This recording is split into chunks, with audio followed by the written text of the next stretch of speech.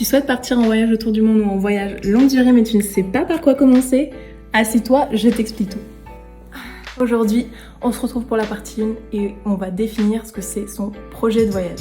Est-ce que tu as des contraintes à ton voyage? Est-ce que tu es attendu à une certaine date? Ou au contraire, est-ce que tu es libre comme l'air et tu ne sais pas quand est-ce que tu vas prendre ton billet retour?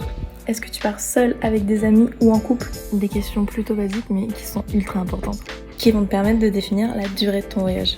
Une fois que ça c'est fait, tu vas pouvoir commencer l'étape que tout le monde attend, c'est sélectionner les pays où tu rêves d'aller. Donc tu vas prendre une petite feuille, un papier et écrire la liste de tous les pays où tu rêves d'aller. Alors, je te vois arriver, l'idée c'est de pas mettre non plus le globe entier. Pour ma part, ça a été un choix qui a été assez long, même si on a été très vite d'accord sur la Nouvelle-Zélande. On a hésité très longtemps entre l'Asie du Sud-Est et l'Amérique du Sud. On voulait vraiment prendre le temps de développer une partie du monde et en profiter.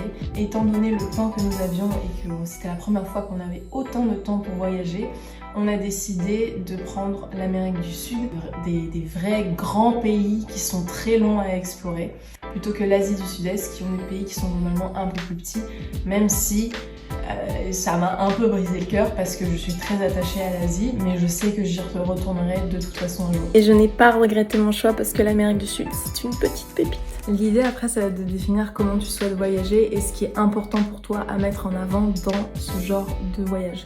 Est-ce que tu es très attaché à l'idée d'être proche de la nature? Est-ce que tu souhaites faire des treks? Est-ce que tu souhaites limiter ton utilisation de l'avion? Est-ce que tu souhaites réellement faire un tour du monde au sens propre du terme? Ou tu préfères être expert d'une partie du monde?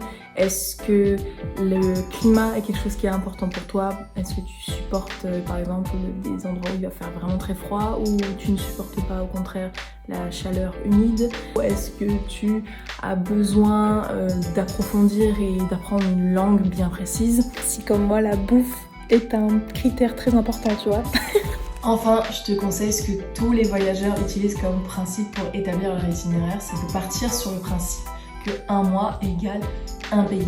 Je te laisse aller dans les 2 sites qui sont en description, qui sont vraiment des mines d'or pour commencer à créer son tour du monde. Ça te permettra d'avoir une idée préétablie, de te rendre compte des distances et également de voir les différentes saisons, si c'est idéal ou pas d'y aller dans ces saisons-là, et donc en fonction d'affiner la manière dont tu vas pouvoir voyager. Bref, je te laisse réfléchir à tout ça avant la partie 2.